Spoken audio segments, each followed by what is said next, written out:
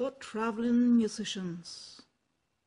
An honest farmer had once an ass that had been a faithful servant to him a great many years, but was now growing every day more and more unfit for work.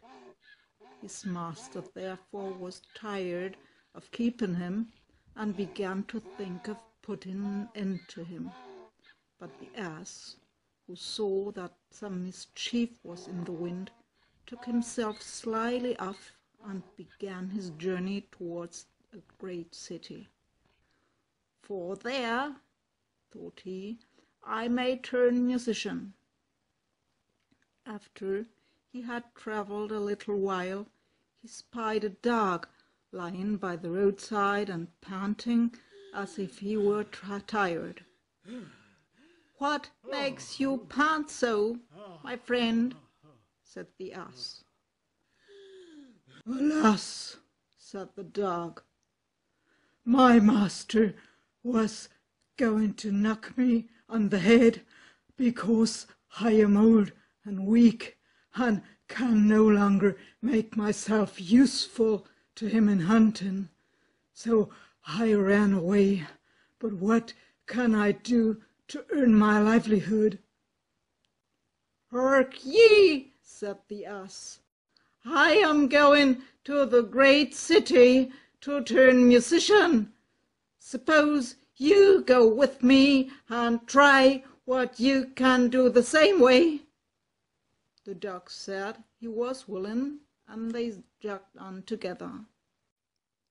They had not gone far before they saw a cat sitting in the middle of the road and making a most rueful face. "Pray, my God, lady," said the ass, "what's the matter with you? You look quite out of spirits." "Me," said the cat. "How can one be in good spirits when one's life is in danger? Because I am beginning to grow old, and had rather lie at my ease by the fire than run about the house after the mice. My mistress laid hold of me and was going to drown me, and though I have been lucky enough to get away from her, I do not know what I am to live upon."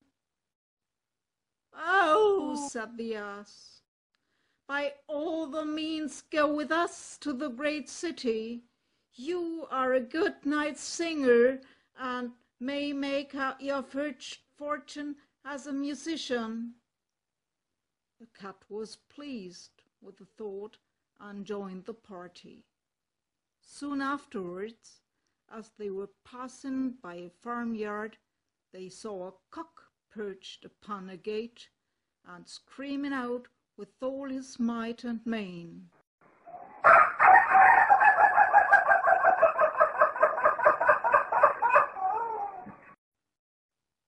"Bravo!" said the ass. "Upon my word, you make a famous noise. Pray, what is all this about?"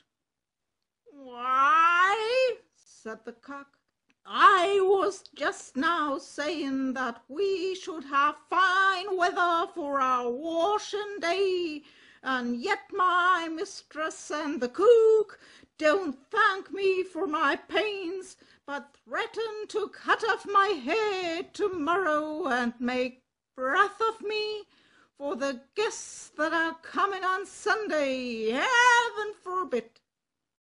"Heaven forbid!" said the ass. "Come with us, Master Chanticleer.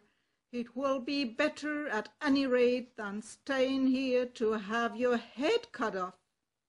Besides, who knows, if we care to sing in tune, we may get some kind of a concert, so come along with us." "With all my heart," said the cock. So they all four went jollily together. They could not, however, reach the great city the first day, so when night came on, they went into a wood to sleep. The ass and the dog laid themselves down under a great tree, and the cat climbed up into the branches, while the cock, thinking that the higher he sat, the safer he should be, flew up to the very top of the tree, and then, according to his custom, before he went to sleep, looked out on all sides of him to see that everything was well. In doing this, he saw afar off something bright and shining, and calling to his companions, he said, "There must be a house no great way off, for I see a light." "If that be the case," said the ass, "we had better change our quarters, for our lodging is not the best in the world." "Besides," added the dog, "I should not be the worse for a bone or two or a bit of meat." So they walked off together towards the spot where the Chanticleer had seen the light, and as they drew near it, became larger and brighter, till they at last came close to a house in which a gang of robbers lived. The ass, being the tallest of the company, marched up to the window and peeped in. "Well, donkey," said the Chanticleer, "what do you see?" "What do I see?" replied the ass. "Why, I see a table spread with all kinds of good things, and robbers sitting round it making merry." "That would be a noble lodging for us," said the cock. "Yes," said the ass, "if we could only could get in." And consulted together how they should contrive to get the robbers out, and at last they hit upon a plan. The ass placed himself upright on his hind legs, with his 4 feet resting against the window. The dog got upon his back, the cat scrambled up the dog's shoulders, and the cock flew up and sat upon the cat's head. When all was ready, a signal was given, and they began their music. The ass brayed, the dog barked, the cat meowed, and the cock screamed. Then they all broke through the window at once and came tumbling into the room amongst the broken glass with a most hideous clatter. The robbers, who had been not a little frightened by the opening concert, had now no doubt that some frightful hobgoblin had broken in upon them, and scampered away as fast as they could. The coast once clear, our travellers soon sat down and dispatched what the robbers had left with as much eagerness as if they had not expected to eat again for a month. As soon as they had satisfied themselves, they put out the lights, and each once more sought out a resting place to his own liking. The donkey laid himself down upon a heap of straw in the yard. The dog stretched himself upon a mat behind the door. The cat rolled herself up on the hearth before the warm ashes, and the cock perched upon a beam on the top of the house.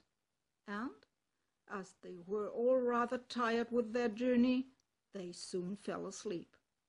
But about midnight, when the robbers saw from afar that the lights were out and that all seemed quiet, they began to think that they had been in too great a hurry to run away. And one of them, who was the bolder than the rest, went to see what was going on. Finding everything still, he marched into the kitchen and groped about till he found a match in order to light a candle. And then Espying the glittering, fiery eyes of the cat, he mistook them for live coals and held the match to them to light it. But the cat, not understanding this joke, sprang at his face and spat and scratched at him.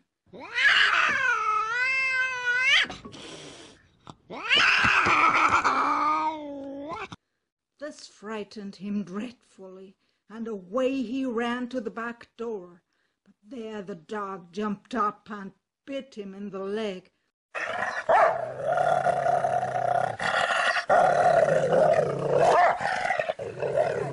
And as he was crossing over the yard, the ass kicked him.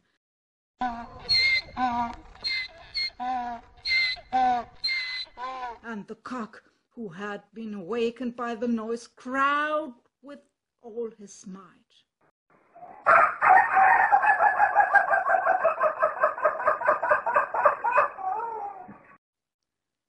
At this, the robber ran back as fast as he could to his comrades and told the captain how a horrid witch had got into the house and had spat at him and scratched his face with her long bony fingers, how a man with a knife in his hand had hidden himself behind the door and stabbed him in the leg, how a black monster stood in the yard and struck him with a club, and how the devil had sat upon the top of the house and cried out, "Throw the rascal up there!" After this, the robbers never dared to go back to the house. But the Nymphs were so pleased with their quarters that they took up their abode there, and there they are, I dare say, at this very day.